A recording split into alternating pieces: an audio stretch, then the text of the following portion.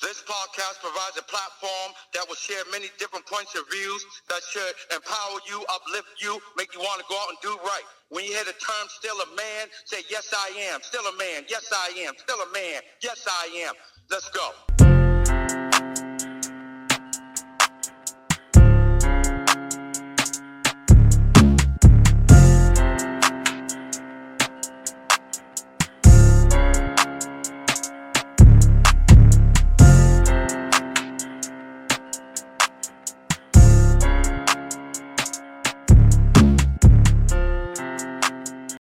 Why do people prefer the forbidden fruit?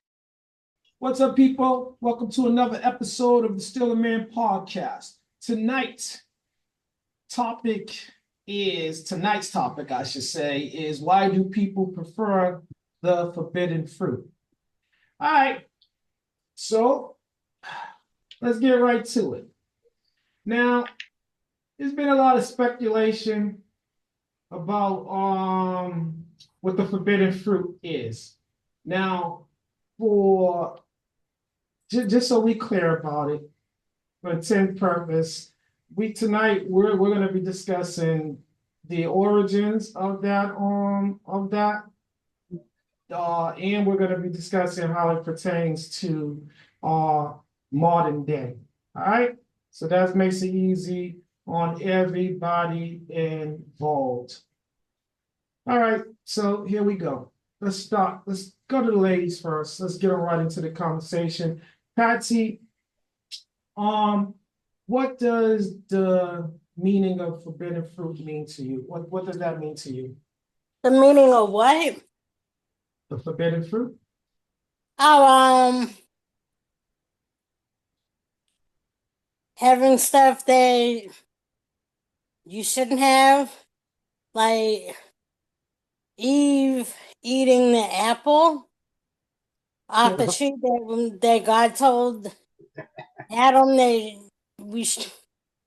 that neither one of them should have had. Okay. So, and just in general, and nowadays, haven't been in any kind of sin whatsoever as being the forbidden fruit. From Tanya to everyone, Colin, I'm here. Just getting home, need a minute to settle in. Okay. All right, next, let's go to Itima. Itima, what does the term forbidden fruit mean to you? Just like Patsy said, everything you cannot have. Yeah. Okay. All right. Duchess, same thing. I mean, it brings, the first thought is it brings us to Eve and the apple, but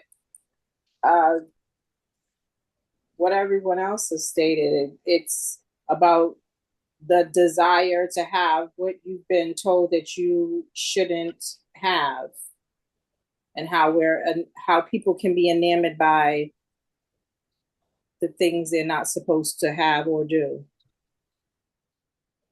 Okay. All right. Let's go to Robert next. Yes.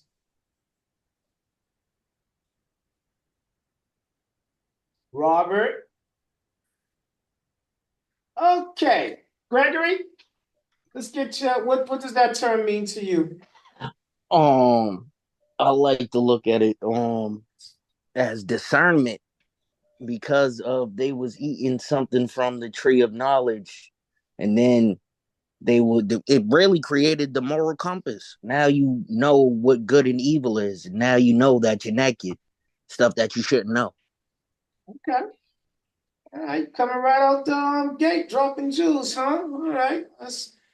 Bert, are you listening or are you participating?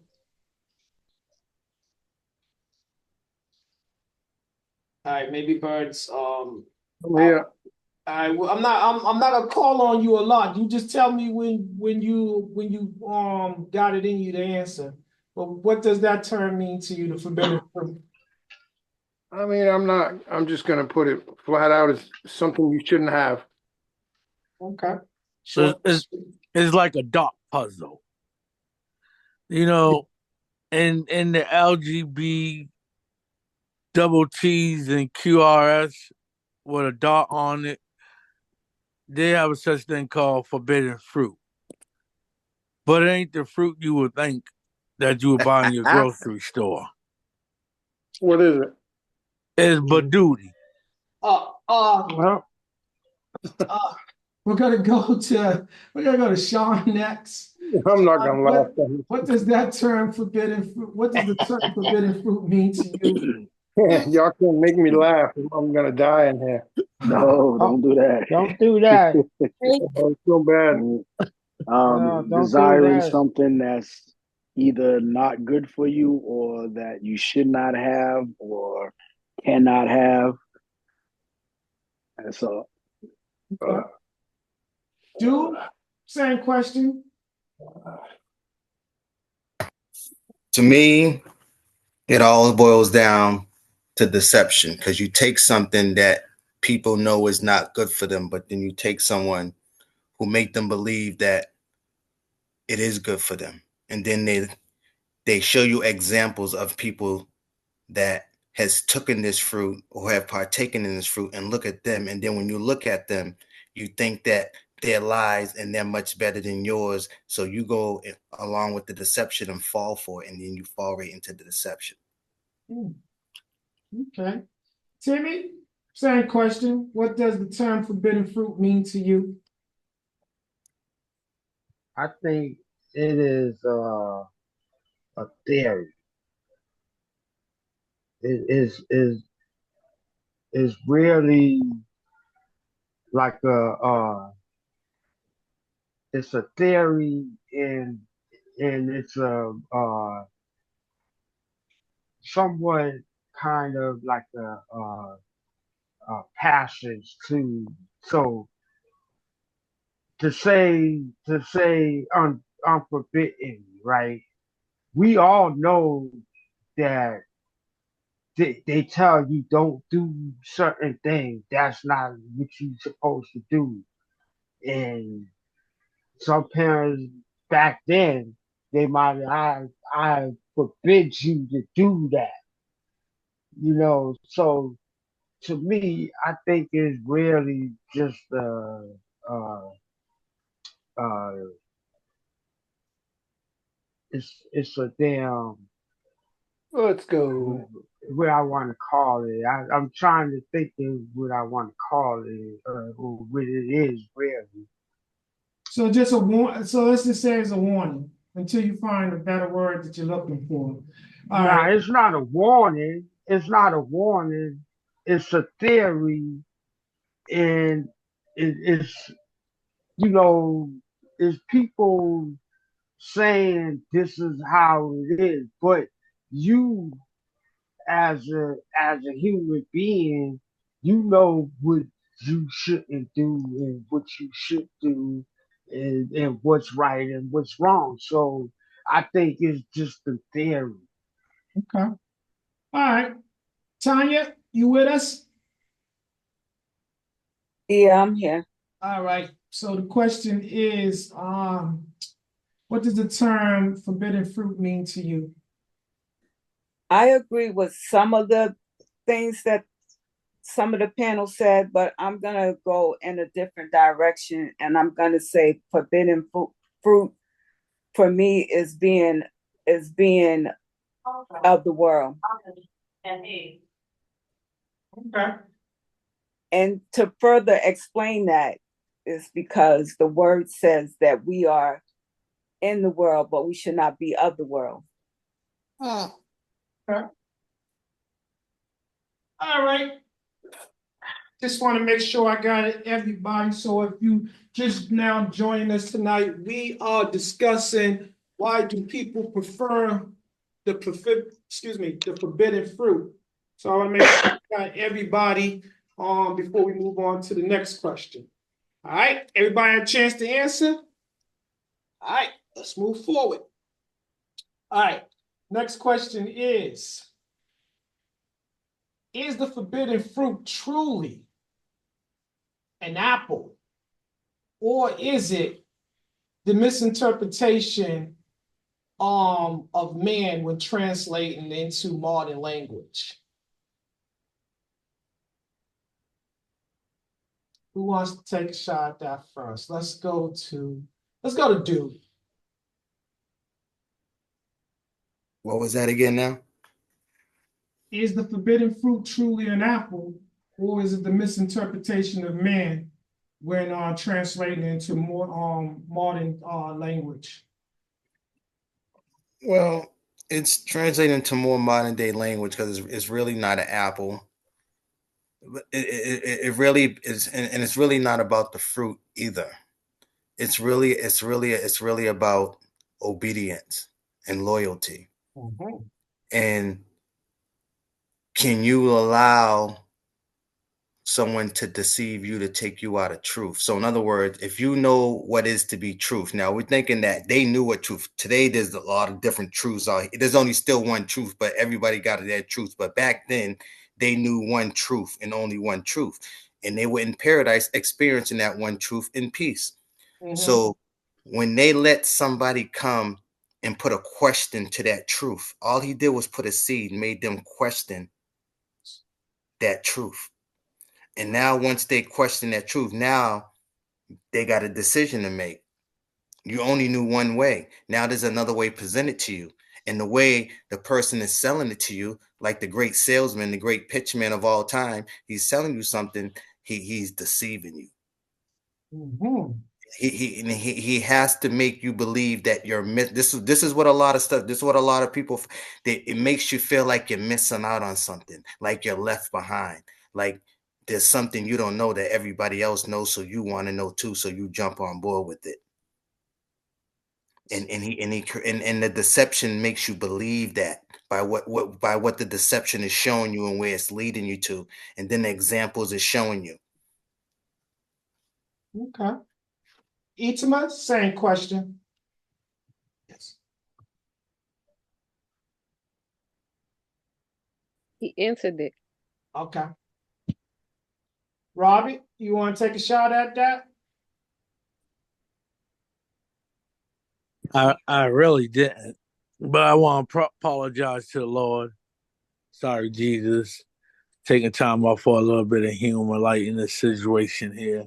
Um, and I like to apologize to the homosexual community. Take a little time out to humor. Um, and we will say this at this time. Somebody mentioned um um whatever. I'm gonna go on what I was gonna say. Go on to the next question. Yeah. Gregory, do you believe that the forbidden fruit was truly an apple, or the misinterpretation of man when translated into modern language? I don't think it was an apple. I'm gonna stick to what I said earlier. I feel like it was your moral compass, because before they ate the fruit, they didn't know they was naked. They didn't care about being naked. But now that they ate the fruit, they got all types of lustful and crazy thoughts. Now they know bad things instead of good things. Everything was all good before they ate the fruit. All right. The moral compass. So Dave, that's where I was. I was in between Dude and Gregory. That's why I was apologizing to Jesus and the homosexual community. Sorry, people. I'm gonna say this real quick. So the word I was looking for was being deceived, deception. So the only Who said only that? the only person that was being deceived was Adam, unless he was in on the joke. This No, Adam forbidden. wasn't being deceived. Eve Okay, was can I being just let me just deceived, say this. and So Adam was persuaded. let me just say this. Why I say that, because God wanted to give him a partner, and so I thought what I was told, he took a rib, right, and he made her woman. So Adam got woman there with him, and they wasn't supposed to eat from the good or the evil tree. They ate from it. Evil was bound to happen because he was going to sleep with a man. Oh, blasphemy. Gregory, you want to finish? I like to add to Mr. Clearwater's. It was Adam and Eve, not Adam and Steve. Mhm. Okay, ladies, let me see. Y'all gonna bring this back. Kiana, do you believe that it was an apple and misinterpretation of man when translating it into modern language? I believe it was a misinterpretation. I thought I've heard that it's supposed to be a fig, and no, I don't know. Figs are not really everywhere, so maybe that's why they turned it to an apple. But I don't. What other part of the question was it? You answered it. Okay. Misinterpretation, was it the misinterpretation of man when translating it into modern language? Bert, you want to take a shot at this? You? Oh, I don't know if it was the fruit. I think it was just a test of obedience. Don't eat it. They didn't tell you what was going to happen. You failed. You ate it. You died. It was just it was a test of faith or a test of obedience. If we're talking biblically. No, I like what you said. Test of faith. I like that. I like that because I think that's I agree with that and the obedience part. A test of both Adam and Eve's faith. Tanya, Yeah, do you think it was an apple or a misinterpretation of man when translating into modern language? it was misinterpretation. And I agree with some of the panel. I think that they were interacting with each other. What you gonna hold on a second. Yeah. While she's Tanya, you back? Yeah, I'm back. All right, hold on, Tanya. Let Tanya finish. Go ahead, Tanya. They were interacting with each other spiritually. And so when they took from the tree of knowledge, that their eyes were open. That's how they knew that they were naked, because before then they didn't see the nakedness. They only saw the spirit in each other. But the enemy is always lurking. So the deception comes, it sneaks up on you. It's not blatant. It's a sneaky type of slithering type of situation, because evil was already there. Mm-hmm. Timmy? I think people take certain verses and they twist it to their advantage to gain some type of control, or just having some type of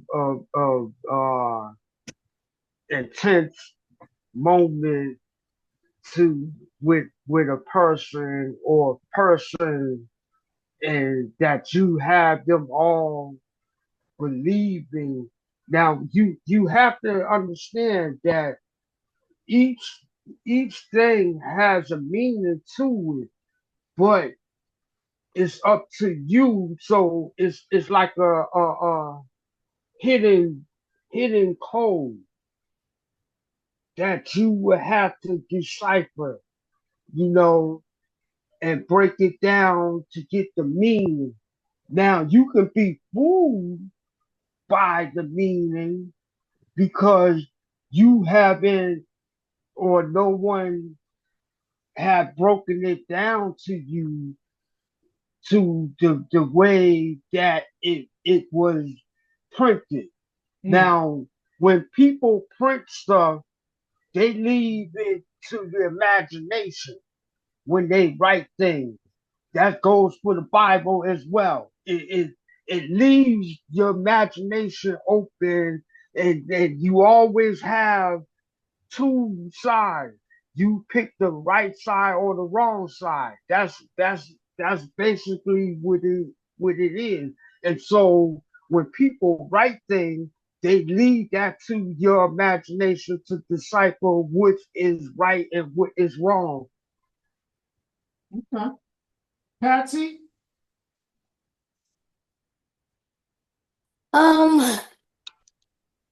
Despite if it was an apple or an orange, it was still a piece of fruit of the tree of knowledge. So when the serpent was talking to Eve, Adam was sitting right there, so he knew what God had told him, and he had told Eve the laws of God. So when Eve turned around and was like, "Oh, then let's eat this fruit," he failed to step in and say, "That's not what God said." And he didn't. He failed to protect Eve from the deception of the serpent. So therefore, like, they both fell because she fell into the lie, and for whatever reason he decided to go along with that and was like, okay, whatever, Mm-hmm. So this um he allowed himself to be deceived also because he allowed to the serpent to deceive her as well, and Accountability. gotta be careful. Okay. All right. Sean? They were in the goddamn snakes I territory. They was in his environment. No, they So no, they weren't. No, they Sean, were in their own territory. Sean, you want to take Yep, a I'm the shot at here. snake that? was in the garden. Hold on. Go ahead, Sean. Who to say it wasn't a garden snake? Go ahead, Sean. Um, the question was, do I think it was? Do you think it was truly an apple or the misinterpretation of man when translating into modern language? The latter, because to me, what I read was God told him not to eat of the tree of knowledge and of good and evil. And if I was to go into my weird mind, I mean, that could have been eating a fig, a leaf, anything from the tree. Mm-hmm. It could have been sap from the tree. Mm-hmm. You said stay away from the tree. Mm-hmm. All right. Let's bring to the next question. Patsy, you It's started considered answering. poison Hold on, tree. Uncle D. Can I add to my own? Because Uncle Rob did throw me off a little bit. All right, hold on. I'm allowing you to do that. But before I do, I'm gonna go. They got trees that got poison. You can't even touch the damn tree. There's poison out of the shit. So Gregory, I'm gonna let you answer. Then I'm gonna go back to Patsy because Patsy started answering the next question. Go ahead, Gregory. So when you started talking about this tree, and the tree is first of all, God is the creator of everything, so He knows what's going on in this garden, anyways, and He probably knew that they was gonna be tempted by the snake to eat the fruit. And when you think of this tree, it's a tree of life, because basically it's a Nope. tree of knowledge. When they Wrong give you tree, this, bro. no, when I'm saying when you get the knowledge, you're getting the knowledge of life. So this is a tree of life, because before they ate from the fruit, they was immortal, That's and what I'm now trying. they're That's what I'm getting trying to tell you, no. nephew. But let me finish what I'm saying. I'm putting on my tinfoil hat right now. This is Mm-hmm. what I'm saying doesn't have to. This is my theory. Okay. So the tree of life is basically this tree of knowledge, because they gained the knowledge of life and they understood that they was naked and they got all the sins and stuff coming into their mind and stuff. So now they want to cover up and stuff because they got the knowledge of life from this tree that they got. It's a tree of knowledge, but it's still like a tree of life. And they lost their immortality because they ate from a tree that probably was a tree of life. So now to take a life, you got to give a life. All right, so let me Yeah, but the let me snake just was a garden snake, and he liked fruit too, so he gonna eat the fruit. He said, "Hey, Eve, come and check out this fruit. It'll make you horny." She said, "All right," and and Adam did the same thing. He said, "All right." Then she started feeling on him. He ate some of the apples. He started feeling on it. They got busy in the garden. okay, so let me be clear about this. Let me give you a little bit of clarity. God created this garden and he put everything that they would need in there. This was their paradise, right? There was two trees in the center of the garden. One was the tree of life, one was the tree of knowledge, good and evil. And he gave them specific orders not to eat from either of these trees. So there is a distinction between the two trees. It's not one and the same. One was the tree of life, and one was the tree of knowledge, good and evil. All right. Now, just so we're clear about this, Timmy, because you keep making reference towards the serpent. The serpent, just so we're clear, was Lucifer himself. He was the devil. All right. Now, that being said, we're going to go to the next question. Patsy, do you think that Adam was a victim of Eve's immorality or a willing participant when it came down to eating the forbidden fruit? I think he was a willing participant because he already knew because God told him first, in the first place, before he created Eve, that these two trees you cannot eat from. And after Eve was created, Adam was to have told Eve I know they've had conversations whether they actually physically see each other, but they just didn't acknowledge the nakedness of themselves. So that's why they wore they created something to wear and cover themselves with the leaves. But Adam Naked and knew afraid. what God had told him in that conversation that he was to have with Eve. He had to discuss that, and I'm quite sure God was in the conversation when they were talking. So of course Adam already knew. So he was a willing participant.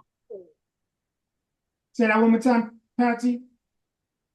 Adam was definitely a willing participant because God he was the first one that God told not to eat from either one of those trees. Okay, let's go to Itima.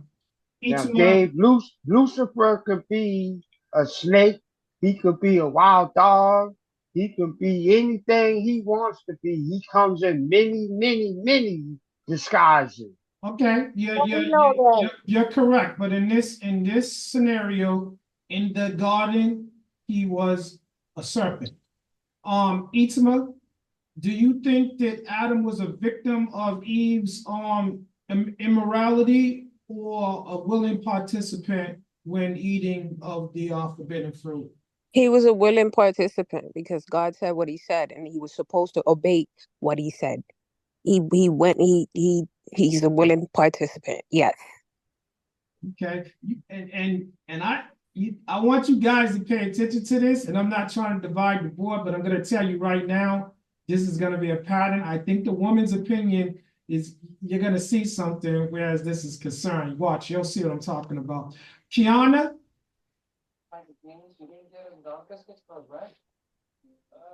Duchess, you with us?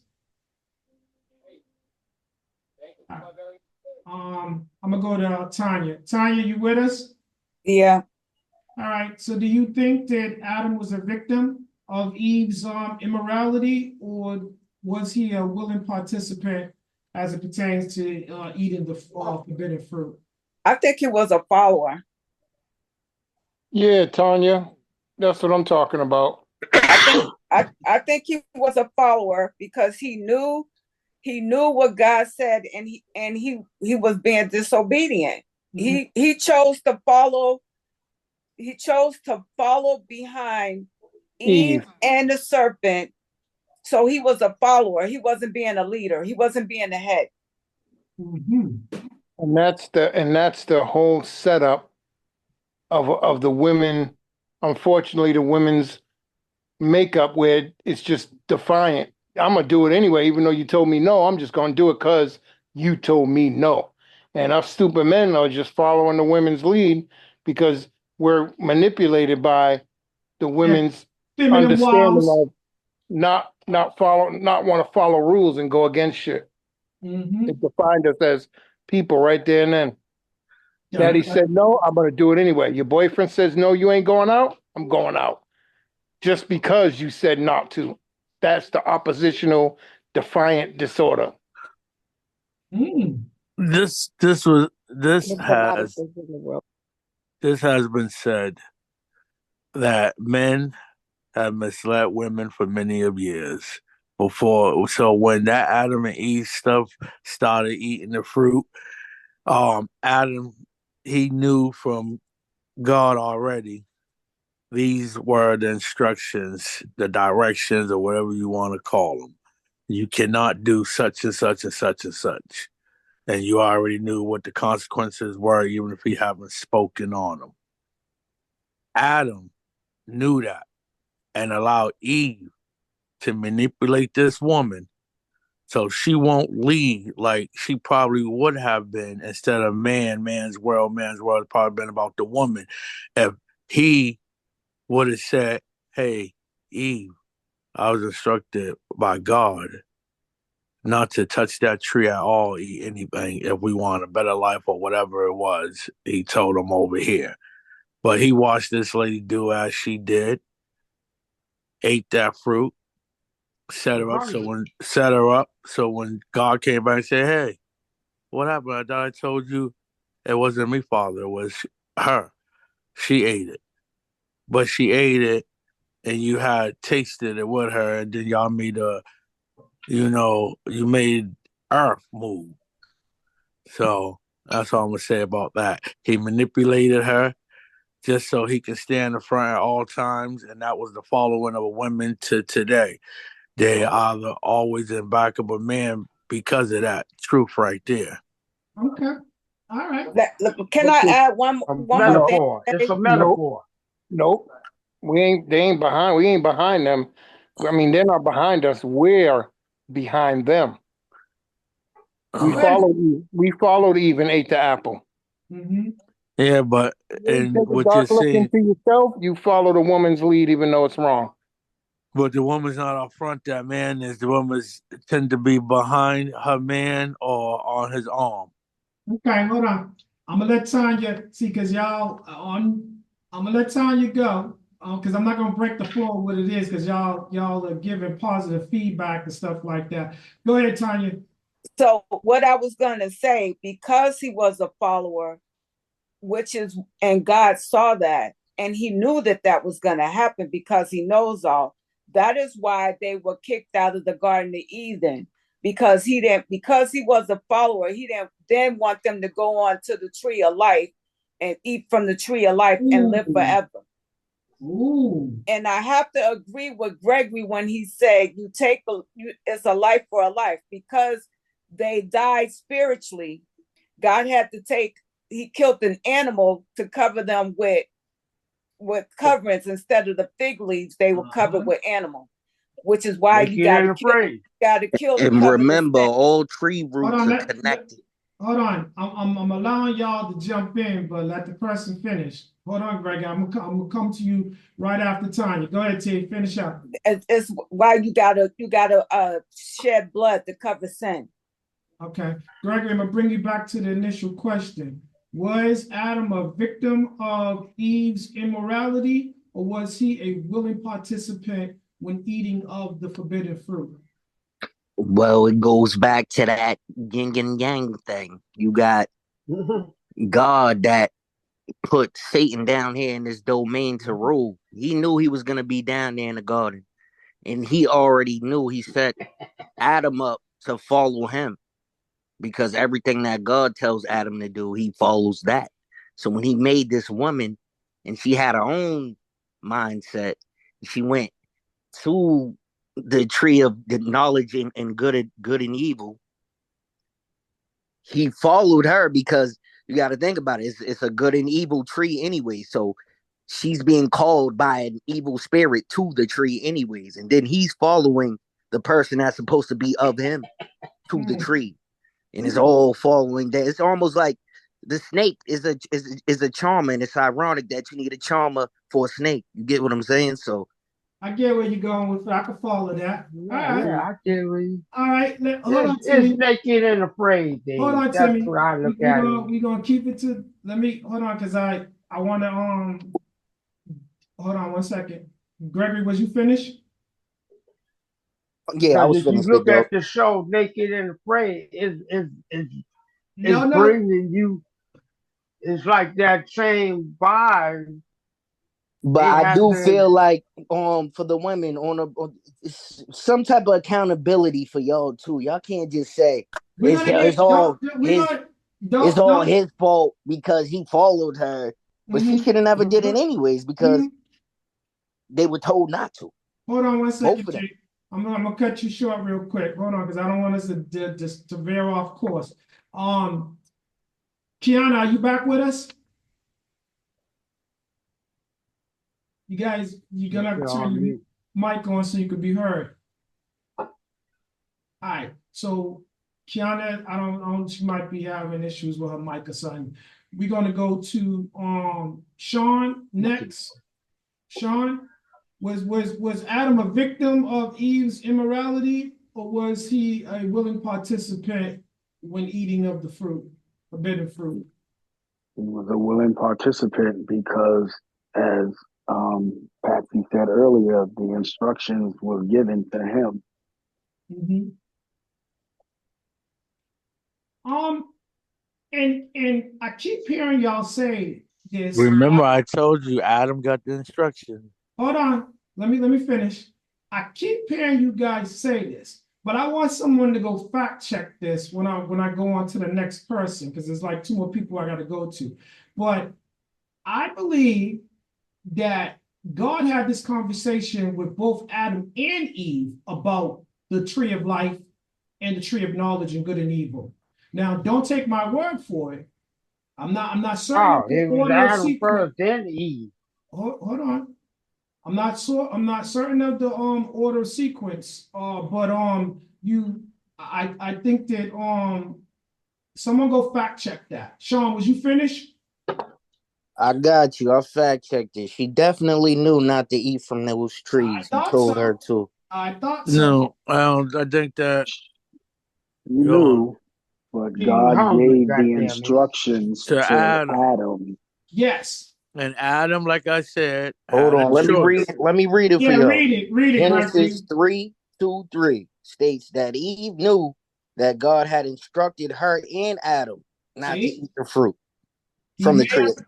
he may have. So the scripture is clear. He may have spoken to Adam, but he had a conversation that consists of both of them too.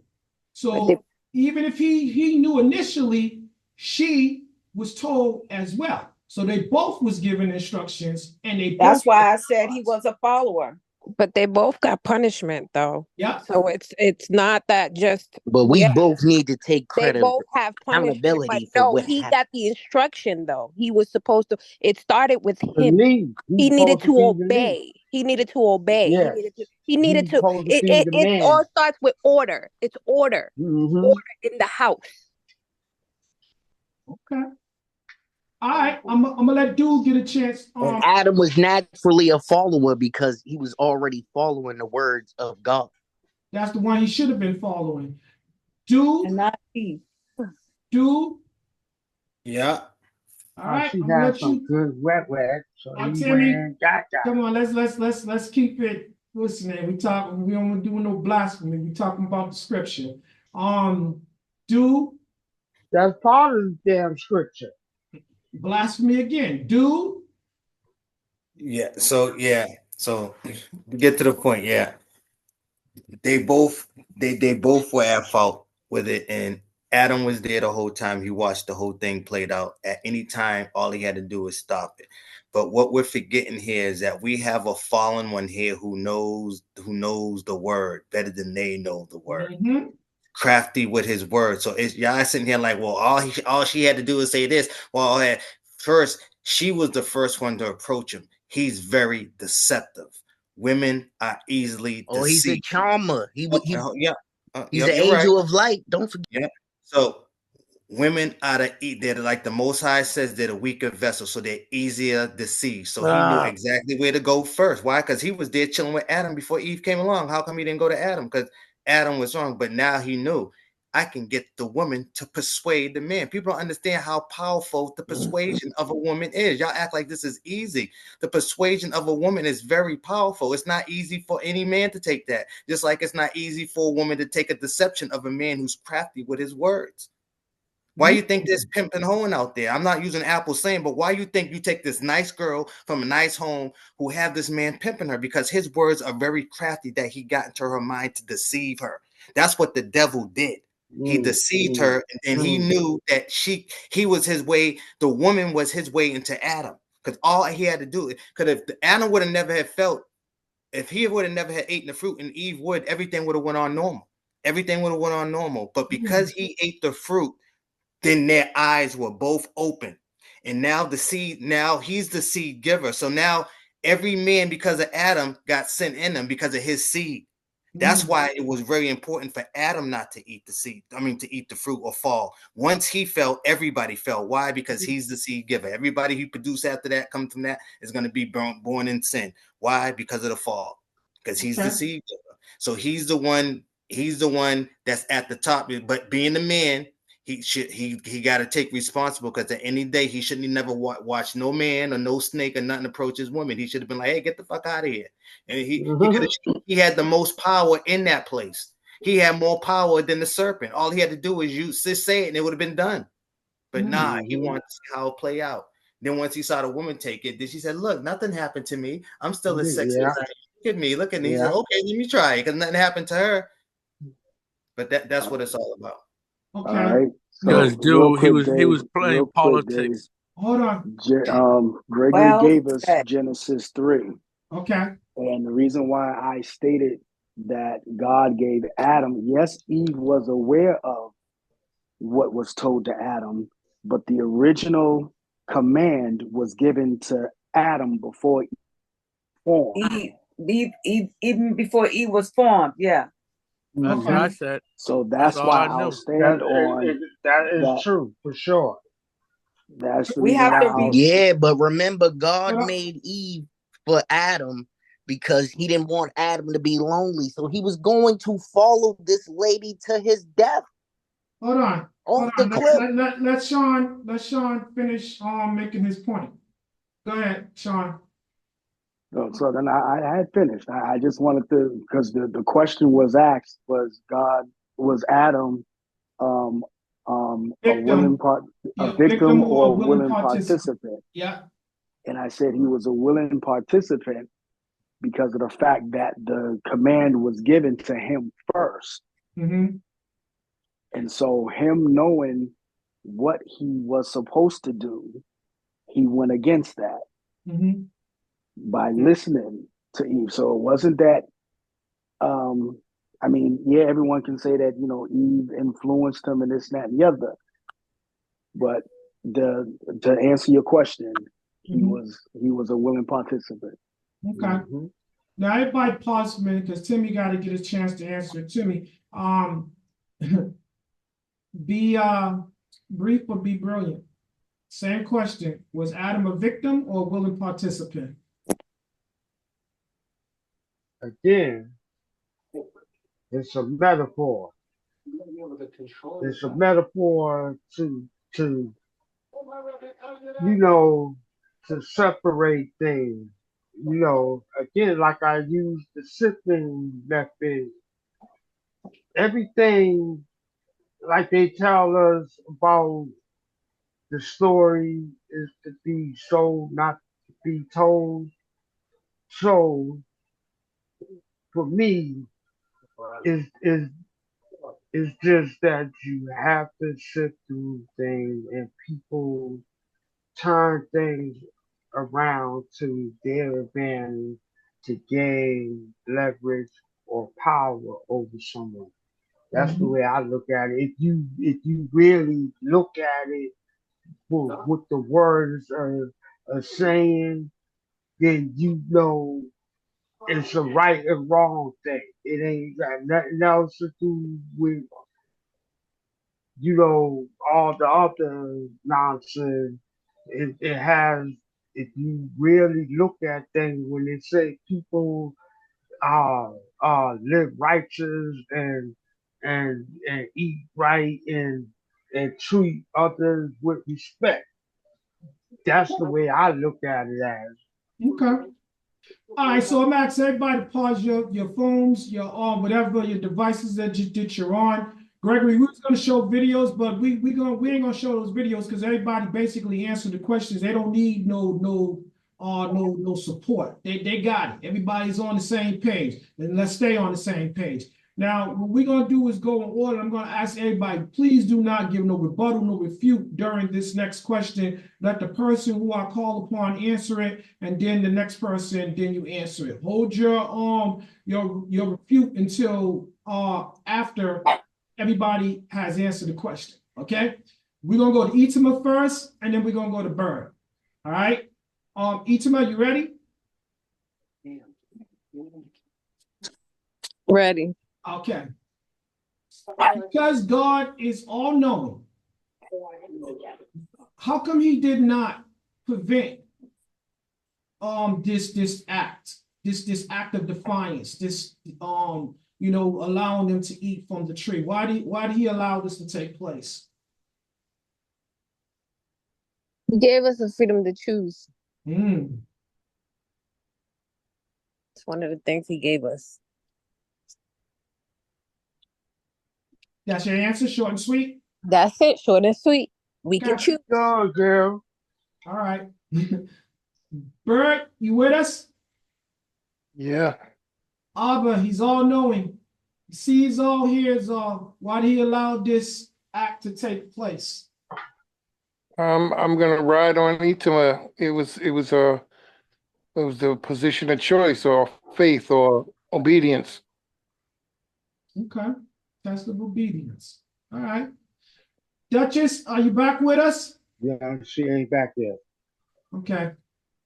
Patsy? Patsy, you with us? What was the question? Don't worry about it. You just tell me if you're ready or not. You ready to answer, or I need to come back to you?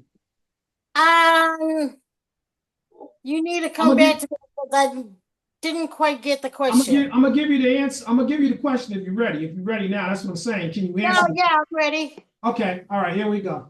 So our Father, our Heavenly Father, He's all knowing, He sees all, hears all.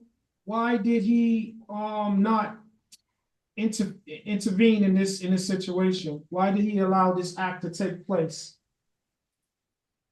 with Adam and Eve eating of the fruit from the tree of knowledge? I think he didn't intervene because he wanted to see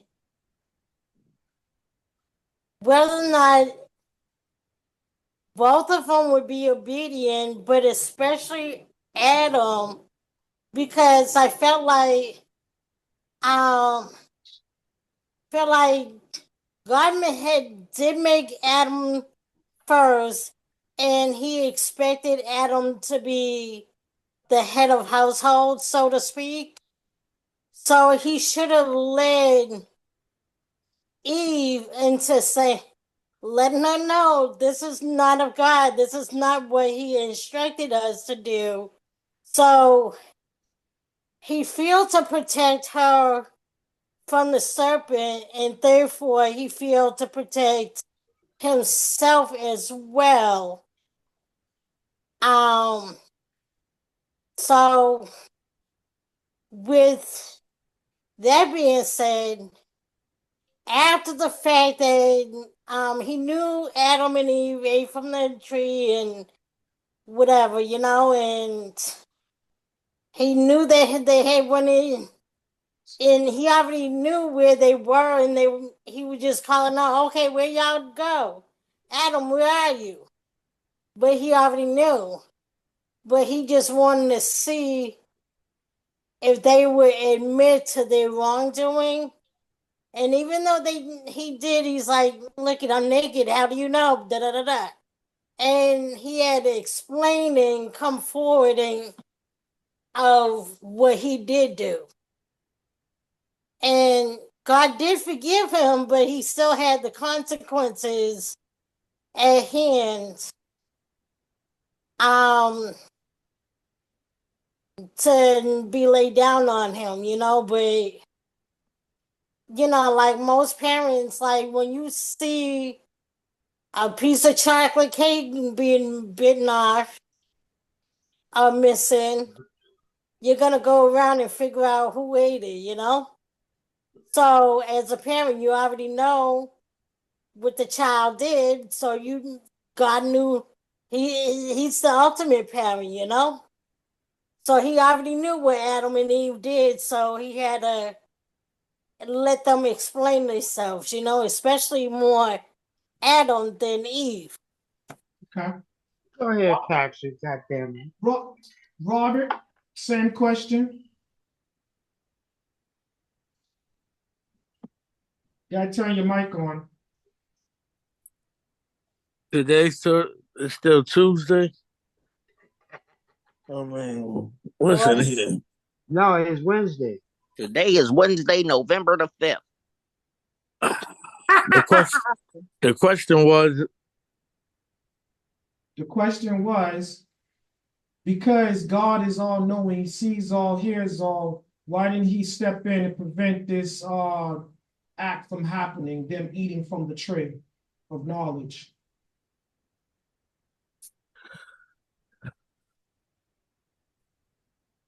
Dave, we gotta think God's this old friendly, fluffy, very special type of being. Now, he was so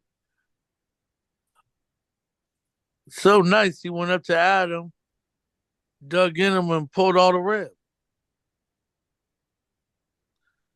and Yes, put it sir. over here. Excuse me, Jesus. This is just to make a light situation lighter. Rolled it around in dirt, lit a leaf on fire out the tree of life, over the dirt, and here came Eve. He allowed these two to have sex. He allowed them to eat the fruit. He allowed them to mess around. He allowed Adam to mess around with Adam. And and you think he don't know what the outcome was gonna be? He had to choose if he wanted to sleep with himself or just be for self. Tanya? And he slept with himself. Same question, beloved. God gave us free will. Mm-hmm. He didn't want a one-sided relationship. I wouldn't say one-sided. He wanted to have a communion, back and forth type of relationship. He wanted them to choose to want to be in commune with him and to have relationship with him and not be dictated. So that's why he gave us free will for us to make our own choices and our own decisions. That's why he didn't step in and stop them from doing it. He let them go through the consequences so they can see what choices they made, what the consequences of those choices was going to be. That's the right or wrong. Okay. The right thing or the wrong thing. Timmy, same question. Be brief, but be brilliant. Because God is all knowing, why did he allow them to eat from the tree? Because. Good job, T. That's it. Because who's next? Because because the man, the higher power, he sees everything, even though people think he don't see, he sees. And so what they did, it's like this. You do something that you're not supposed to do, and you find out the consequence of what you've done after you did the deed. So that's what he was, teaching them the right for wrong thing. Okay, good answer. Good answer. Duchess, are you back with us? To ask you something, why didn't you say I had a good answer? You got cut off. Sean? Okay. Sorry. What's understood don't need to be explained. Sean? All right, I'm here. I'm sorry. Shoot, that was a good one. Y'all jacked me with that. Yeah, like everyone else said, God gave us a choice, um, and like Tom said, that he didn't want this to be a one-sided relationship. He wanted Adam to trust, believe, honor, love, and respect him on his own, as opposed to dictating it to him. So everybody was talking about the consequences, alluding to the consequences of their behavior, their decisions, their choices that they made. So one of the Wait a minute, I answered that last question. hold on, Jake. Hold on. I ain't forgetting about you. Trying to set you up, but you do you want me to finish giving you a segue, or do you want to just go ahead? Nah, he don't go want ahead, no finish the segue, big dog. I thought you was going to the next question. He don't want no damn saying this is a fun fact. Everybody talk about, maybe I should have led with that. Fun fact. Everybody talk about the consequences and stuff. What were the repercussions of their behavior, their choices and stuff that they made? Well, I can tell you one. Women to this day, any woman that has a baby, that's why y'all go through the pain that you do when delivering, because of the decision that Eve made. Don't take my word for it. Look it up in the Bible. Says it right in there in that scripture. And Adam's Dave, I can't believe that. Just let me finish. And then if you don't believe me, it's a good story. Go look it up. Adam's punishment was he had a hard time basically tilling the land or something like that. I think that's what his was. Right. But I think that Eve's was more severe. Maybe he felt like the punishment should fit the crime. That is part of birth. All right. So Gregory, with that being said, it's on you, G. God is all knowing. Why did he allow this act to still take place? For Mother Earth and God. I like to say Mother Earth because I would really like to believe that the God that we're talking about has some type of feminine principles going on to it, even just like the whole fact of earth and everything gives birth from water and all this stuff. And God created Adam, even though he casted Satan down here after it was a big war in heaven, right? Yeah, And he knew that yeah. Satan was down here to rule this domain on earth. That's why they tell you everything is like almost like duality. It's a yin and a yang, as above, so below. And they tell you that heaven is really a state of mind when you're living on this earth, because this is really Satan's domain. So I'm putting on my tinfoil hat and shit.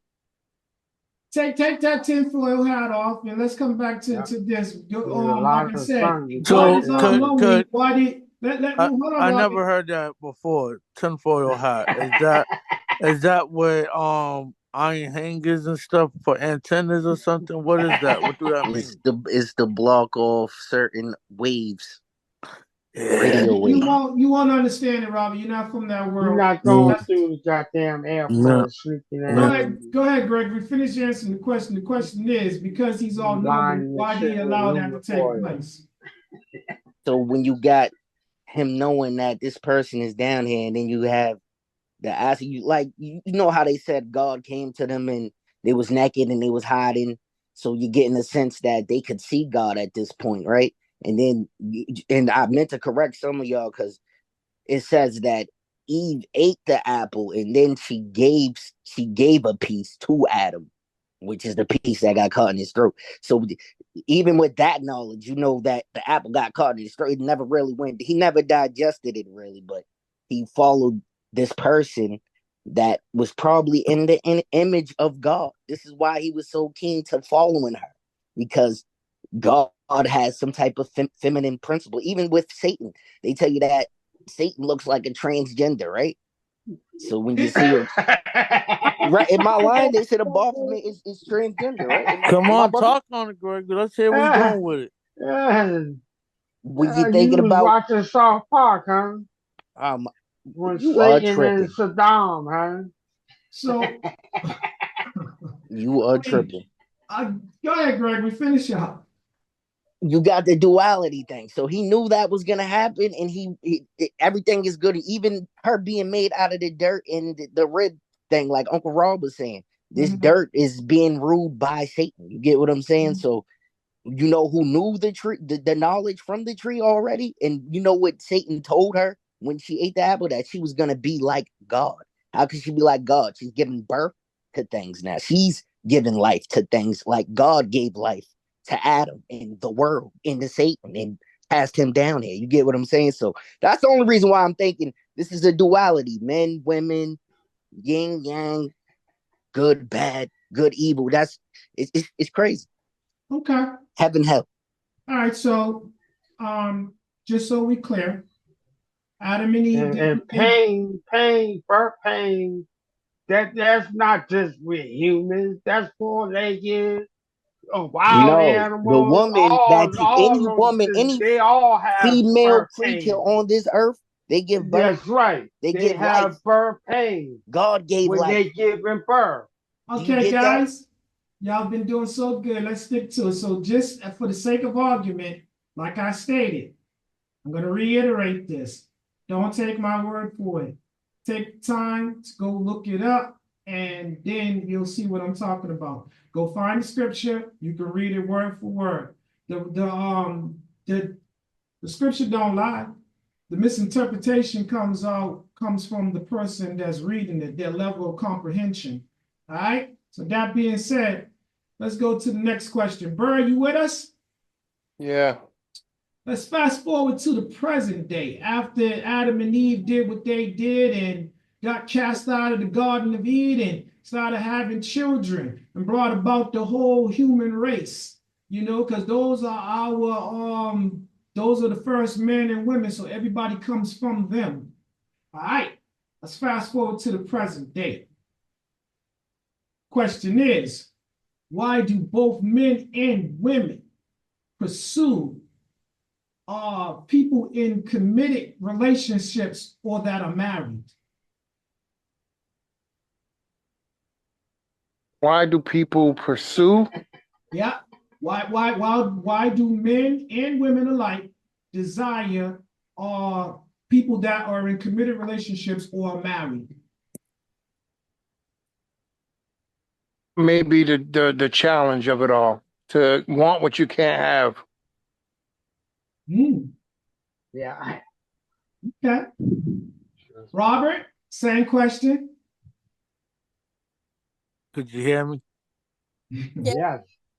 It's basically like the forbidden fruit.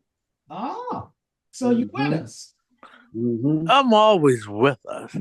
Is are you with me? Clearwater. Uh-oh.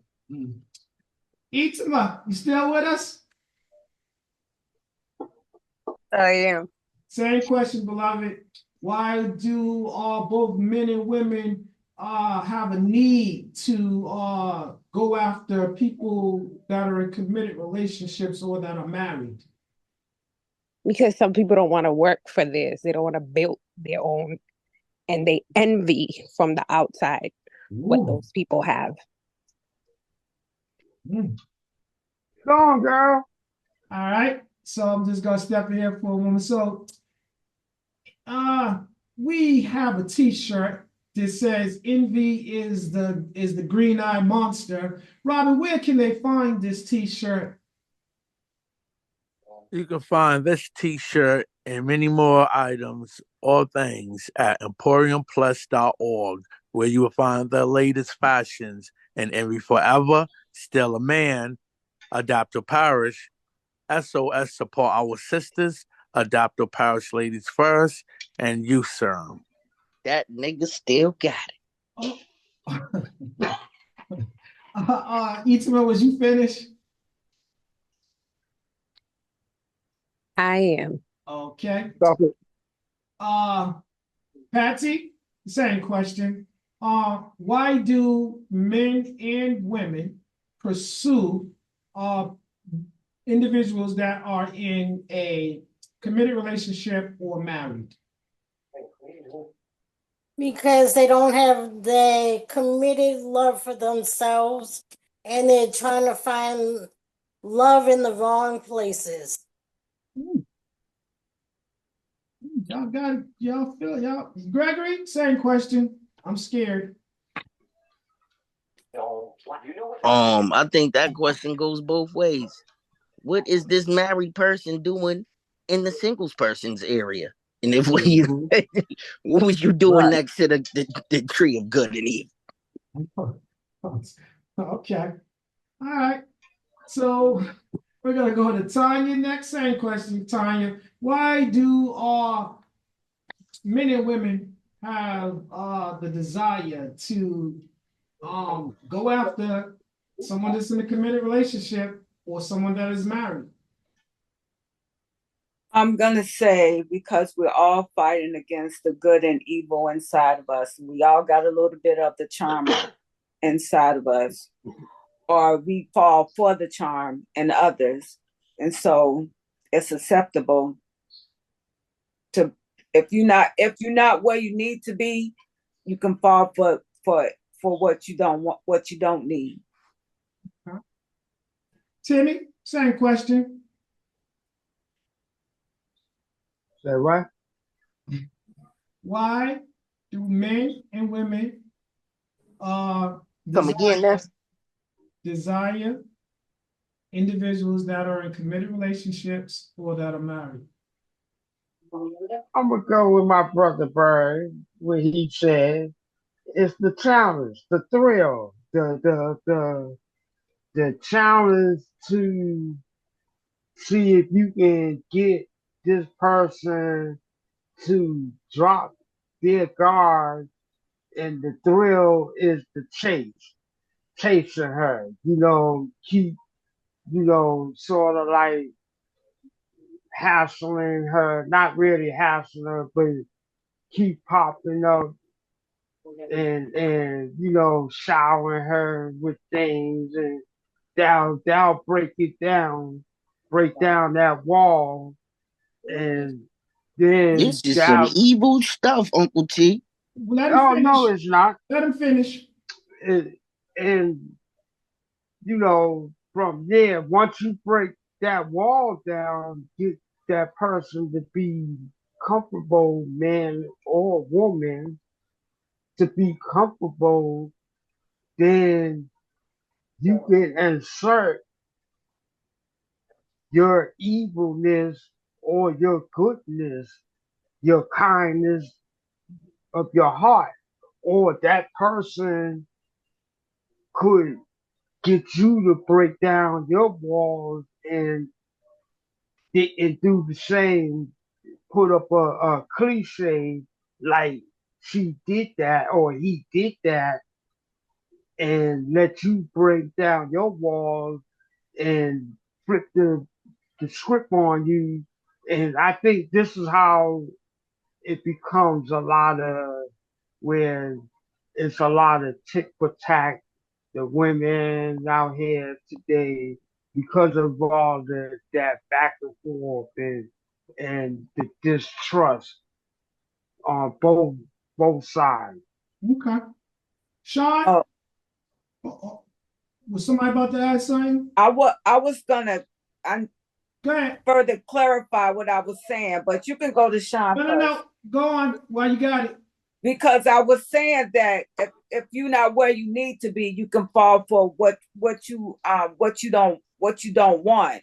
Where you don't, if you're not where you need to be, you can fall for what you don't need. You know what I mean? So what I mean by That's that right. is, if you're not where you need to be spiritually, you can allow your flesh to overrule the spirit and engage in what you don't need. Got it. Got it? Excuse me. Got it. Sean, Question? the question is, why do both men and women desire those that are in a committed relationship or that are married? I'm not of that world, so I cannot speak for those kind of people. Okay. All right, so did everybody get a chance to answer that question? I'm gonna stay right with you, Sean. Everybody got a chance? Dude didn't get a chance. Dude stepped out. I don't know if he's back. Dude, you back? Nah, dude's still out. No. All right. So next question is, Sean. What is the next question? Oh, the next question is, did Eve's act of disobedience set free the 7 deadly sins into our world? Did Eve's active? Yeah, or define. No. Can you tell everybody what the 7 deadly sins are if you're aware of them? I am not. Okay, so I think that, and if I'm wrong, everybody can add in. While I'm doing this, somebody fact check it. I believe it is greed, gluttony, Oh yeah. lust, Okay. Yep. what is it? Envy. Envy, wrath, sloth, and did I forget one? Sloth is being lazy. Did I forget one? Gluttony. Pride. Yep. That's Pride, it. greed, lust, envy, gluttony, wrath, and sloth. So do you think that once she ate from that tree of knowledge and everybody started seeing both the good and the bad and stuff? Because I feel like that, and let me just tell you the reason why why I'm setting up like this. Because I feel like that once if Eve and Adam would have waited, because I feel like God was trying to spoon feed them what they needed, little by little. And I feel like they jumped the gun and they went ahead and ate off the tree and they wasn't yet ready for it. They wasn't developed. They wasn't ready. And that's why Sound like the music business. once they did it, I feel like that set forth a whole bunch of other like sin into the world. So that's why I'm asking you, did her act of disobedience bring forth the 7 deadly sins? And I'm going to answer it this way based on my previous answer. Her act, no, because it still falls on Adam. Got it. You gonna add more to it? No, sir. It All speaks right. for He itself. made it do what it had to do. It's And all self-explanatory. right. So Tell me. Robert, you're up next. What do you? Well, God forgive me, and for the You've been asking for a HOM lot of forgiveness tonight, but you've been saying it anyways. HOM community, they said I shall get this out when I get a chance. Oh, So like hold on, wait, back up. What Sound you like you saying? gotta use the Oh, hold on, bathroom. Greg. Hold on. Hold on. I just want to clarify something. Let me put a disclaimer on it. The views of Roberts you're is not his being and his fair. alone. They in no way represent the views of the Still a Man platform. That being said, go ahead, Robert. You told me there was 7 deadly Sins. Deadly sins. sin. One was Yeah. greed, right? That's right. Yeah. God knew when he made Adam 2 times over that was being greedy. Oh, Now, what was the other one? Gluttony? yeah. You sure it was gluttony? Are Yeah, you when you sure? fall asleep with the ice cream dripping down your shirt. So he knew he had more than he can handle. We ain't gonna even touch any other 5. We're gonna get into this right here. What color was Adam and what color was Eve? Oh, Jesus. Do anyone know that for real? I'm trying to take you somewhere. Because everything I said is gonna bring Well, you they back to the believe beginning. that the first people was melanated. Okay, so It can. Adam was created by God, and then he broke Adam off something, you know, rib from his rib. These 2 people was the first 2 people in the world. You're telling me? And Yes. and now because they had sex one time, they made a kid or 2. I don't know if they tell you if they ever made children or how They many they made. made several children. All right, so listen to this. These children went along and made children for each other. So our whole Well, Adam world, had a first wife named Lilith. our Don't whole stop that world, blasphemy. Go our ahead. whole world is a bowl of incest. No, it So ain't. yes, it gotta Yup. be because Yup. if Yup. Adam and Eve was the first 2 people, they made children, Shit. and their children made children with each other, and they kept going on, with aunts and grandkids and whatever. It was all incest bowl of cereal. So you know what? Before we go any The further, Old Testament, Lilith was real. hold on, Gregory. Before we go any further, this is why I say to you guys, answer the question that's being presented. Because you see, a mind is a terrible thing to waste. Bert, Shit. if we go to do you feel like that the acts of both Adam and Eve, the act of defiance, the disobedience brought forth the 7 deadly sins into the world? I don't believe so because the 7 deadly sins didn't even exist yet. Civilization hasn't even been begun. That's what I mean. After they did what they did that set it loose into the world? I don't believe so. Okay. Itima, still with us? Yes, she is. You She on pause. you gotta turn your mic on. I am now. There What she was go. All right, the question is, do you agree or disagree that Adam and Eve's act of defiance in the Garden of Eden brought forth the set loose the 7 deadly sins into our world? I think so. Because if they didn't eat, like if they didn't open that up, then we wouldn't have rules because all we knew was good. You get what I'm saying? So Evil is good. Yeah, depending on who you're talking to. I think it's a metaphor, period. Timmy? Because Brother D. Mhm. Come on About now. Come evil, on you now, don't know Sean. what good is. Go on and do it to him. Somebody was, but who was, but somebody was. Come on, Sean. Do it to him. Go No, ahead, no, Sean. Sean, go ahead. no, Go ahead, Sean. That's why no, I stopped. I heard him I speak. listened to the question. My answer stands the same because the question switched up a little bit. Yeah, it did. I Right, just right, reworded right. it. I did. Yeah. Yeah, yes. I just switched up the wording, but it's the same thing. Yep. Patsy, same question. Yeah, because like when people said if they didn't eat from the tree and put out because of that and get put out the garden, we wouldn't have the 7 deadly sins. Okay. They're not Tanya, deadly. They're did I, just sin. Tanya, did I actually? Yes, Timmy. It's referred to as the 7 deadly sins. My brother, any chance you get, you can fact check these things. All you gotta do is go on your phone. How a sin can be deadly? You They just can don't be. let him look it up. Let him look it up for time. Because you can live in a sinful life of one of those sins. You could be a greedy person to your death. You can Tanya, be a fat Yeah. person to your death. go ahead, T. Do I think? I think yes, because it evolved over time.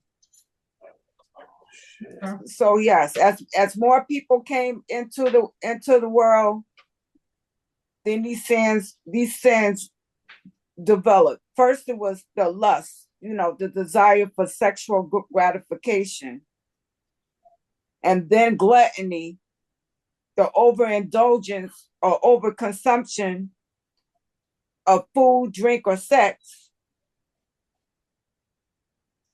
Then you get the greed with the excessive desire for material wealth or possessions. Mm-hmm. So yeah. Okay. Did everybody get a chance to answer that? Not me. All right. Nah, I didn't Oh, That's answer it good. either, He's big back dog. now, dude. Dude, go ahead, dude. Dude's but I'm gonna go to Dude and then I'm gonna go to you, Gregory. Dude, question is, do you think that Adam and Eve's act of defiance on the garden set forth the 7 deadly sins into the world? Or brought forth, set forth? What did it say? What the stick put out, it can't take back. Y'all just coming with this scripture tonight. You So- want to elaborate a little bit? Mm-hmm. Go ahead. Once you open that Pandora's box, can't take it Ain't no back. going back. Ain't no going back. It's out there. That's why it has to be a new creation, because there ain't no going back. Okay. So the stick is the Pandora box. Right. Gregory? I'm putting the hat back on, Uncle D, alluding to what I was saying earlier. You got some. You got a turban underneath of that shit. Oh my God, y'all are gonna mess me up. The tree of life. Ask the question again, so I'll make sure I'm saying what I'm saying. Yeah, because you about to talk about the tree of life. So again, Right. the question is the act of defiance that took place in the garden. Yeah, I got you, Uncle D. My fault. Now I'm back. All right. So, like I was saying earlier about the whole he cast Satan down here. So he already knew this, like you're saying, he's all knowing, right? He put him in this environment and he knew that there was gonna be good and evil and the knowledge. And then when they ate the apple, they got the knowledge of the good and evil, right? So yeah, they definitely opened up something they really wasn't supposed to be in tune with, because as soon as they ate it, they knew they was naked, and then that leaves room for them to know that they're fat and to judge each other and to have hateful thoughts and all this other crazy lustful thoughts, because you know you got a private part now. You get what I'm saying? So all of it came as soon as they got the knowledge of good and evil, because before, like y'all said, everything was good to them. They was living in a world of joyful Euphoria. bliss. Joy. What do you call it? She said it. Joyce, say it again. Joyful. Euphoria. Euphoria, a euphoric, Yeah. in a euphoric world they was living in. So once they got hit with Hardcore. the apple, it was excuse me, not eternity. the apple, the forbidden fruit. It all came to them. Everything, all the knowledge that God already had, that He put in a control environment to control. Because before, He had the war in heaven where He couldn't control it. He already created these angels, and they had a rebellion against Him. So now He put it all out there to see if He can mold these new people that He made in His image to do the right thing without actually having to intervene or give them a rule book, because the angels had a rule book that they had to follow. Got it. Got it. Stay right there, Gregory. We're gonna go to Gregory first. Gregory, the next question is, why do people that have so little feel that they can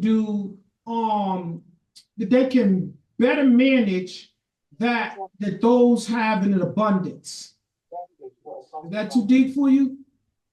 So they can steal. You need me to say it to you again, Gregory? So you're saying the little people feel like they can better manage than the people that the have-nots That can has it. feel like Right. they can manage stuff better than the haves. You Exactly. got it. Why? Right. I have no idea, because it's always this pyramid scheme that they no for real, because before it probably wasn't like that, but because we got the deadly sins and all this envy and hate and all this crazy stuff, you have this pyramid scheme where people's always trying to climb to the top. So you'll have the people at the bottom looking at the people at the top saying, I could have did that way better than. Okay. Bird, same question. I think, can you hear me? Yeah. Yeah. I think the ones that don't have can appreciate more than what the ones that don't have. So they tend to manage better because not having gives you a better depth of appreciation than someone that has an abundance of something that doesn't really care or appreciate. Because if every day was a sunny day, who cares about a sunny day, right? I said this about people when I was in the Bahamas. Them people were black as hell with long shirts and coats on and hoodies. All the white people were burnt like apples, and we love the sun, but Right. they don't love it and appreciate it like we do, because it's an everyday occurrence in your life. Yes. They don't have the 4 seasons like we do. What? They don't get snow like we do. But they have the 4 seasons though. Robert? They don't get snow. It's rare. Right, winter's 70 degrees out there. That's what I'm telling you, Bird. Robert? Yes. You need the question again? Yeah. I agree with Joseph. No, I don't know what you're doing over there, buddy, but you better stop doing it. As clear as his waters. Oh wow. Yeah. Itama, you still with us? Yes, she's still here. Itama, come off mic there.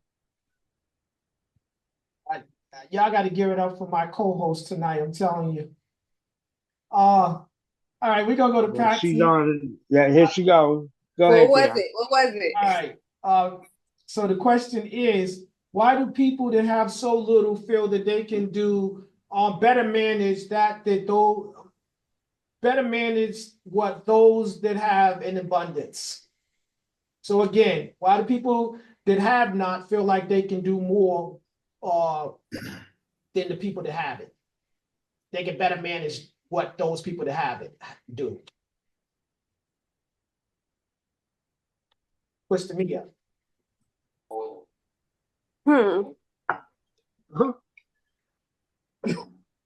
Yeah. Want me to say it again? Yeah, say it again. Why do people that have so little feel like that they can do better manage what those that have an abundance? So people that have more than them, the people that have less feel like they can better manage it, basically. It's easy to say what you could, it's easy to say you could handle something better when you don't have it. You know what I'm saying? if you get what I'm saying. No, that's right to the point. Patsy, same question, Say beloved. what you would do if you don't have. I if you really don't have it, you could the little stuff that you do have, like money management and just your own personal finances, you can manage it pretty well because you have the budget from week to week, month to month. As someone who has an abundance, it's just gonna spend their money freely and without a second thought.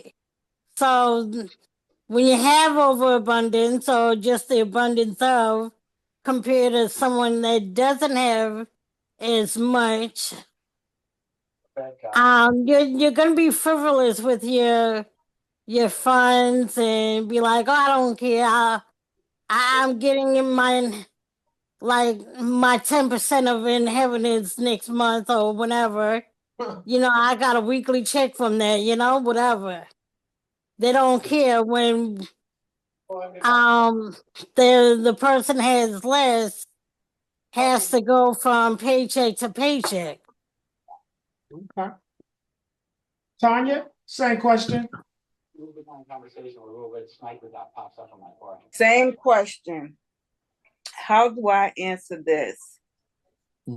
Repeat the question. So why do people that have so little think that they can better manage what those that have in abundance? Part of it is envy. I'm gonna say. And another part of it is if you was managing the little that you had the way, to satisfy your needs, you wouldn't be envious of the ones who is at the top of the pyramid, as Gregory said, thinking that you could do better. God is only going to give you what he knows that you're capable of maintaining.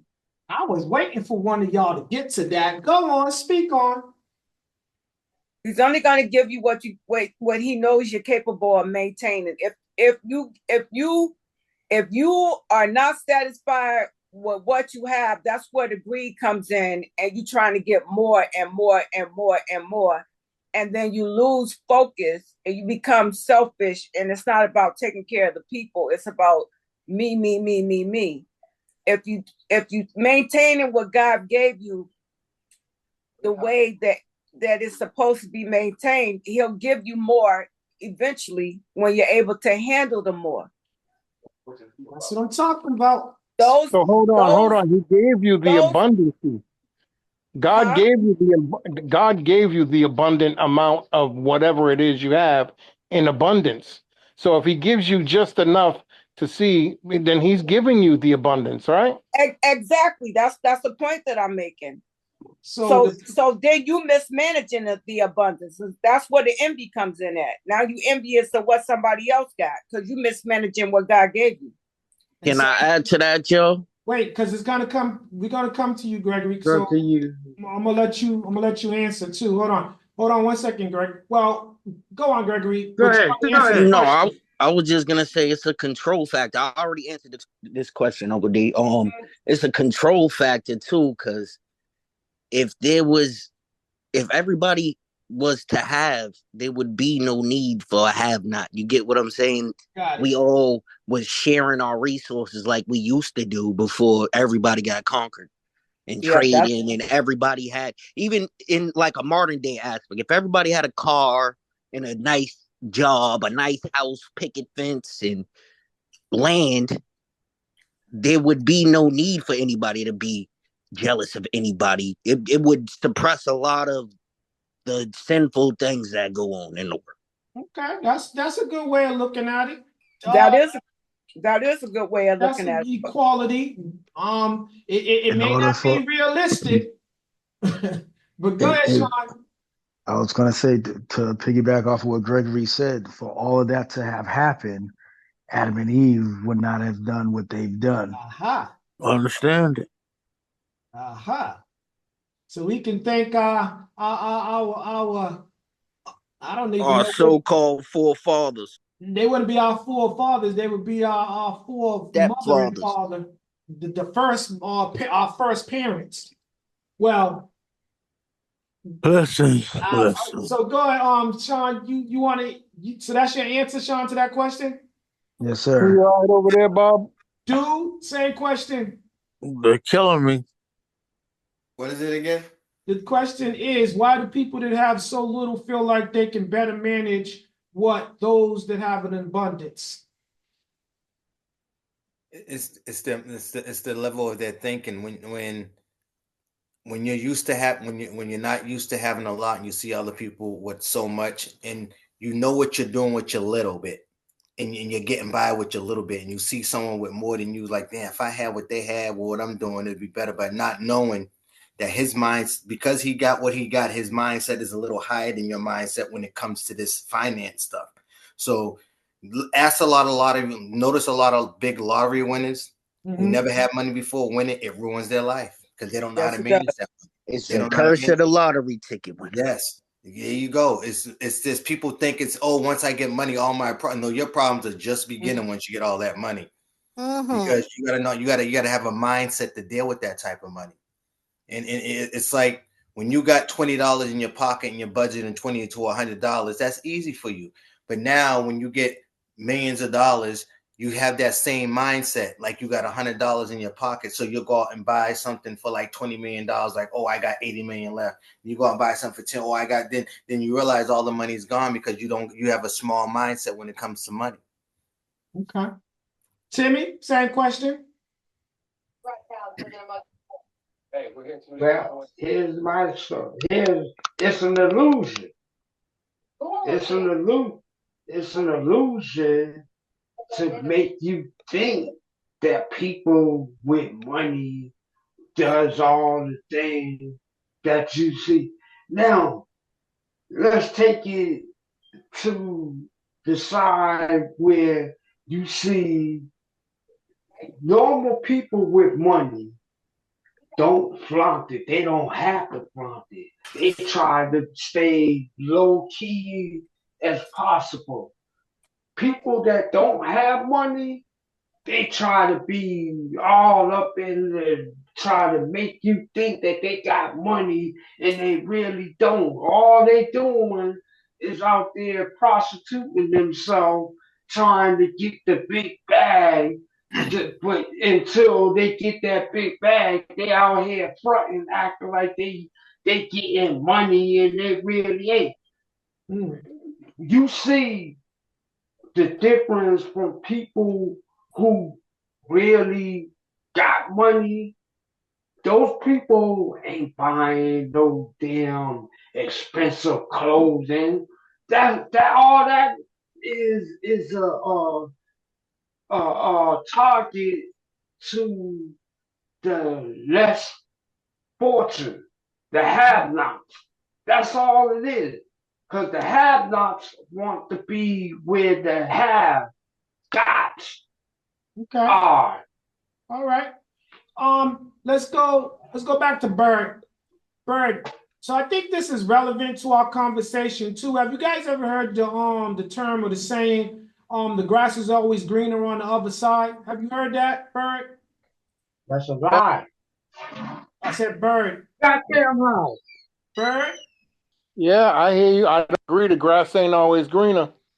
So elaborate that, because I think that's another form of like, so tell me what that means to you. That's a better question. What does that mean? It means you not appreciating what you have up front and wanting something else. But once you got something else, it wasn't as good as you thought it was going to be. Isn't that like a form Preach, of brother, preach. Is it a form of what? Isn't that like another a form of a forbidden fruit?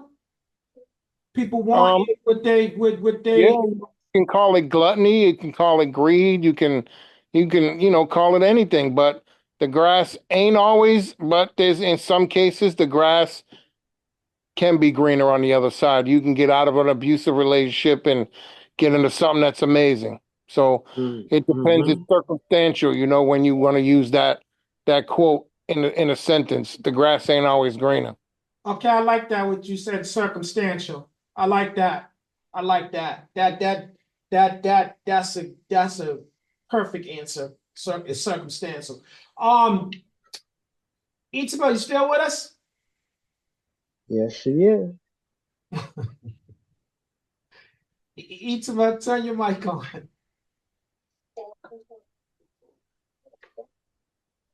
Ichiba? Yeah. Yep, there she All right, is. so the question is, what does the term "the grass is always greener on the other side" mean to you? What does that mean? That's for the people that's always looking at what other people got. Mm. Mm. That's just what it is. That's how I feel. I don't feel any other way about it. I just feel that that's for the people that are always lurking on what somebody else have, the enviers. Okay. Okay. Robert, same question.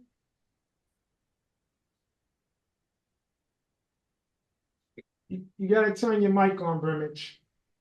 He's eating ice cream right now. Yes, Serious. Yeah. Yeah. He got it all Come on. dripping out his damn. Come on.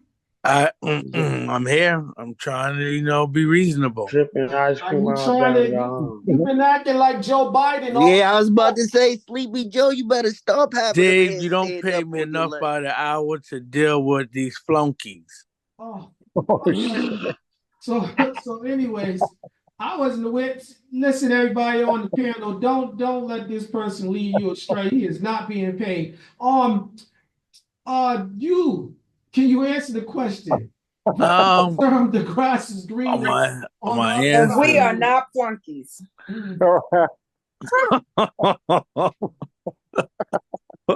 My answer, my answer would be, what was the question, Dave? Yeah, Uncle Joe, boy, you better put it down and walk away. What does the term "the grass is always greener on the other side" mean to you? Believe what you heard to you experience it yourself. You can think when you cross over into the next door neighbor's yard, this just a picture wise. This grass is cut well. It's at its nice greenness. The everything is just right about over here. Knock on the door. Yeah, you got a nice wife at home. She only want to have sex once a month. She fixes you a breakfast twice a month. Her cooking for dinner, all of that is TV dinners. But not knowing you're knocking on Mrs. Kennedy's door, thinking she got a well-kept landscape, beautiful home, she dressed well, but you go to have sex with her one time, have an affair. Don't know that instead of her, excuse me, Jesus, I say some things. Instead of her having an orgasm, she has diarrhea coming out her vagina. Oh my God. Patsy, Patsy, please. What does the term "the grass is always greener on the other side" mean? There your ass on the other side. Stop looking for a greener grass. Okay, hi, Shabba. It's my turn to answer. She been waiting to do this all week. Whatever. Now. Anyways, let me answer the question now. I didn't interrupt you. So, anyways, it means that the outside of the house might be beautiful, but you never know if you're walking into a house that that person inside of the house is hoarding so much stuff in their house, so you don't even know till you enter their door. Okay. Sean, what does that term mean to you? The grass is always greener on the other side. Believing that someone else's life or situation is better than yours. Okay. Gregory?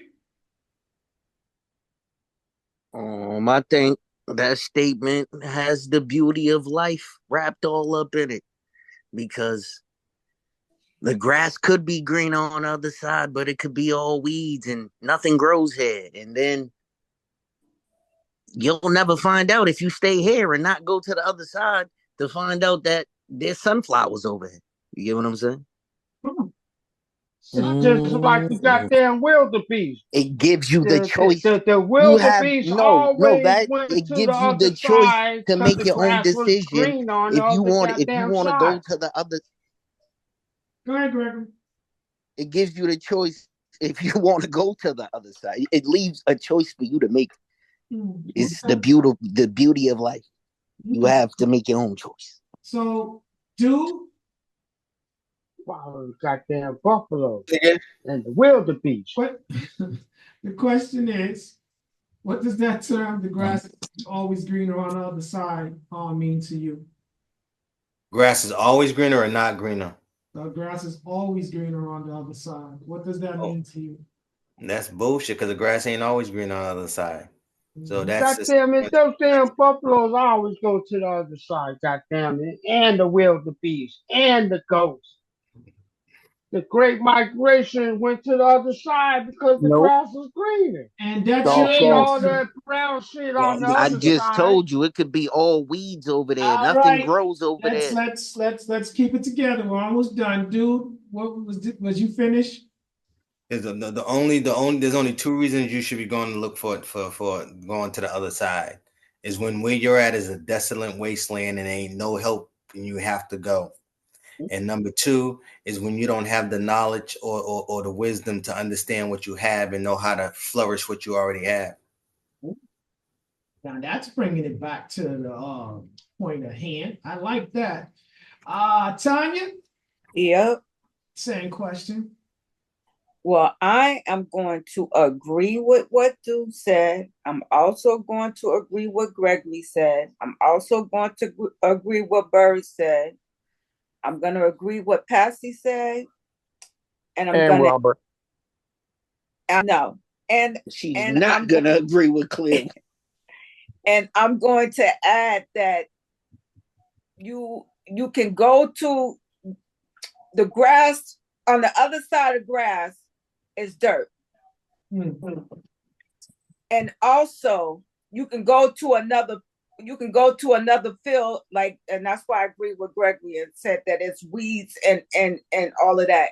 And what Dude said with the desolation of where you are, mm-hmm. And not realizing what you have and tending it, clearing all the weeds out, all the hoarding. What Patsy said, the hoarding, you could go to somebody's house and find out that they got a lot of hoarding going on, meaning they got a lot of issues that they haven't dealt with. Mm-hmm.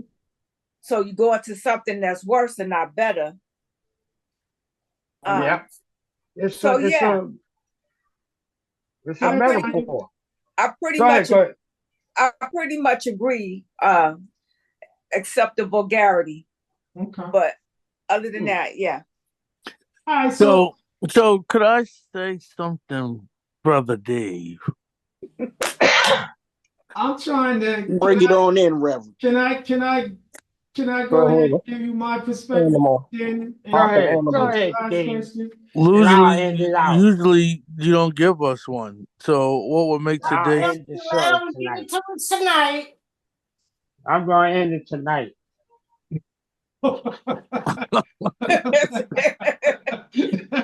Timmy gonna have the final say. Wow. Timmy gonna have the final say tonight. Okay, so this is my perspective. The grass is always greener on the other side. I think it's in accordance to who is the person doing the viewing. All right. Because if you're always staring at someone else's lawn, you're not tending to yours. So that's why it's going to always look greener, because you are not tending to your own. That's why I think what that means. So while you're looking at someone else's, like they said, flourish, you're watching this person, basically attend to their yard and stuff and watering and stuff. All that time, you don't touch yours. So it's just withering away. That's falling by the wayside. Now, the last question of the night is, and Timmy, I'm gonna let you be the first one to answer it. Answer. Okay? I And don't then think I'm gonna that's the ask right way to everybody go. when you finish to turn your thing off. And Bird, That's not gonna happen. I'm gonna let you go after Timmy, Bird. Okay, be brief, but be brilliant. So, this all started with Adam and Eve and their act of defiance in the garden. So we're going to end it where it started. Have you ever, you know what? I'm gonna make this even easier. Which character would you have been in that scenario, Timmy? The serpent? Cupid. You Cupid. gotta have another question other than this. The I serpent? would have been Cupid. Okay, next dude, same question. In the Garden of Eden, which character would you have been based upon who you are current day? The serpent, Adam, or Eve? Neither one of them. Neither Oh, one of shit. them. Current date, with what I know right now, neither one of them. Because I would have put my foot down and we wouldn't have been going through that stuff. With what I know now, in current state of what I know now. Okay, so I'll be fair. Back to old you, if there's such a thing. I wouldn't want that job, so I'm not even going to take that. That's not my pay grade for that job to bring sin upon the whole world. Okay, Sean, same question. That's why I choose Repeat Cupid. that question, please. Sorry. If before and now, past and present, which character would you have been in that scenario in the Garden of Eden? The serpent, Adam, or Eve?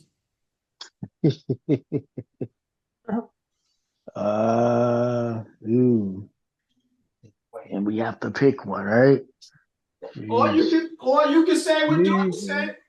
Or you can say what I say, Cupid. Because I prefer love over hate and evil. Go ahead, Sean. Hey, It's just hey, background sound. shoot, because of Eve, shoot, let me be the tree. Okay, all of you guys, you get And another. That was if good. you don't get that, Now you let me see, you help That you was out with the good. Nearest and clearest commercial all right. We're coming going. close to you. Yeah, so Wait. you We don't going. When have to she pick a bit side. into one of his apples, that juice Oh, you went just pop, cut it pop. out. We already know who you gonna be. The serpent. Bird. Same question. Which would you be? I would choose to be God the Creator. You understand it. All of y'all are Yes, sir. creating another option. Okay. Gregory, same question. Oh yeah, I would have been one of his angels that he created before all of that. Yeah. Not one of the With the bad aluminum ones. foil hat. I would have been one of the awesome ones. Mm-hmm. Not the fallen Mm-hmm. angels, not the So you would have warriors. been a cherubim. Yeah. All right. I'm gonna go to you, Robert, even though I'm reluctant to do so. Which would you have been, Adam, Eve, or the serpent? Dave, you're asking the brilliant. This is a mind that you ain't never seen or heard of. Neither have you. Check this out. At the beginning of the story, I never changed my story. So how fitting you ask who I would like to be. Oh, You know, yeah, I walked into this one. God came down here and knew what he was doing. He stirred up some stuff. Made Adam, broke Adam's rib, snatched it out, threw it in the dirt, tossed it around, got a doggone leaf, lit it on fire, made acid, dirt, dust, bone, crust, threw a little bit of holy water on that pile. Poof, came Eden. Now, because Adam was part of making what you guys call Eve, I would have preferred to be Adam because Adam played many roles out there. You ain't seen God, but you probably seen or her that you seen Adam. You know, Eve came from Adam because God told you he took a part of Adam and made Eve. That little snake that was floating around, that was all You in got a their partner too. imagination. When they sat there and ate that damn fruit and started hallucinating because it was like eating a shoe. Okay. Yep. Pause. We are Yep, I going Yep. to feel. go All to right. I we're can going dig it. we're gonna go I to can Patsy. dig it. We're gonna go to Patsy next. Patsy, of the individuals in the You done Garden of hit something Eden right on this there, day. Johnny boy. Timmy, can you let me finish, please? Patsy, which one would you have been? The serpent, Eve, or Adam? Neither one of them. I'd be at the tree looking at them, be like, y'all are dumb as hell. Dig. Oh shit, Patsy. Go ahead. Itima, You like supplying the food to them. That's Itima, great. Timmy, can we get the last of the panel, please? Itima, Itima ain't on here. She out. aye. So, Tanya, you're gonna Yeah. have the honor of taking us home since this act of defiance was supposedly at the persuading the provoking of Eve. We're gonna let the woman take us home. So that being said, in this scenario in which Adam and Eve ate from the Eden. forbidden tree, which of these individuals would you have been in this scenario? Adam, Eve, or the serpent? You made a It's mistake and her I'm eating gonna a I'm tip gonna off. I'm gonna tell you like this. At one point, because I called Adam a follower, Mm-hmm. I would have been a follower. At another point in my life, I would have been Eve because I birthed children. At a third point in my life, another point in my life, I would have been a serpent because I was good about getting what I wanted. And the last thing I'm going to say, I will be the spirit because that's where I am now. Okay. All right. Beautiful. So I'll just say this, ladies and gentlemen. In the beginning, God gave Adam and Eve instructions, and those instructions still are accessible to us to this very day. Don't take my word for it. We have scripture, we have reference, we have a book. It's called the Holy Bible. Go check it out. It's got a lot of good stories in it, and I think that it would help you in today's world. All right, guys, this has been fun. Go watch See you guys David and next week. Goliath. God bless you.